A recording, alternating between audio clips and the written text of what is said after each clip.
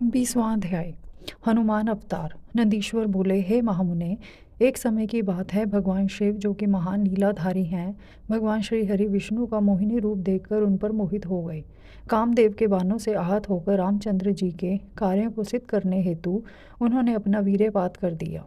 तब उस वीर्य को पत्ते पर रखकर सप्त ऋषियों ने देवी अंजनी के कान में पहुंचा दिया। समय आने पर देवी अंजनी गर्भवती हुई और उन्होंने महाबली और पराक्रम युक्त वानर रूपी शरीर वाले हनुमान को जन्म दिया। बाल्यकाल में हनुमान बड़े ही वीर व पराक्रमी थे। वे बहुत चंचल भी थे। बाल लीला में उन्होंने सूर्य को फल समझकर निगल लिया था और देवताओं की विनती पर उसे मुक्त किया। यह जानने के बाद कि हनुमान भगवान शिव के अंश से जन्मे हैं, सब ने उन्हें अनेक वरदान व आशीर्वाद प्रदान किए। सूर्य देव की कृपा से उन्हें सारी विद्याएं प्राप्त हुईं। बालपन से ही हनुमान के हृदय में श्री राम का निवास था। भक्ति भावना से उनकी आराधना और सेवा करना ही उनका ध्येय था। उन्होंने श्री राम की सेवा हेतु अपना घर त्याग दिया। उनकी वानर राज सुग्रीव से भेंट ऋष्य मूक पर्वत पर हुई, जिनकी पत्नी का हरण उसके भाई बाली ने किया था और उसे अपने राज्य से निकाल दिया था। हनुमान भी सुग्रीव के साथी बनकर उनके साथ रहने लगे।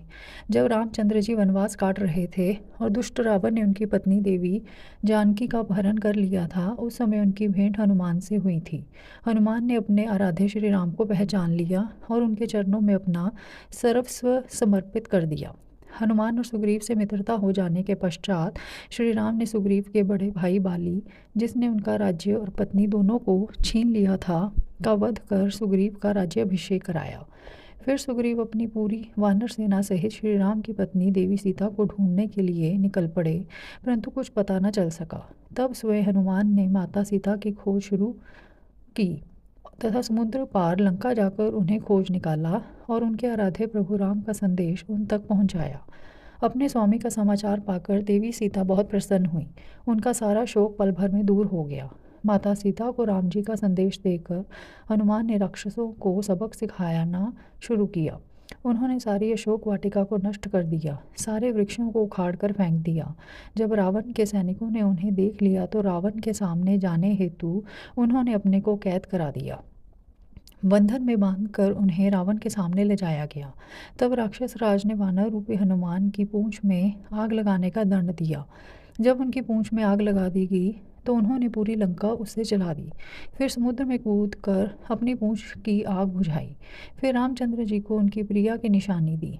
अपनी पत्नी का समाचार पाकर श्री राम बहुत प्रसन्न हुए और उन्होंने वानरों की सेना को साथ लेकर लंका पर चढ़ाई कर दी। सर्वप्रथम उन्होंने शिवलिंग की स्थापना कर उसका पूजन किया, फिर समुद्र पार लंका की ओर प्रस्थान किया। हनुमान ने इस युद्ध में बहुत वीरता का परिचय दिया। उन्होंने हजारों असुरों को मार डाला। युद्ध में जब लक्ष्मण घायल होकर मूर्छित हो गए, तब उनकी प्राण रक्षा हेतु हनुमान संजीवनी बूटी लेकर आए और उन्हें जीवन प्रदान किया। हनुमान ने अहिरावण का वध करके भी राम लक्ष्मण की रक्षा की थी। हनुमान में भगवान शिव का अंश था और उन्होंने पग पग पर श्री राम की रक्षा एवं सहयोग देकर उनके कार्यों को सिद्ध किया।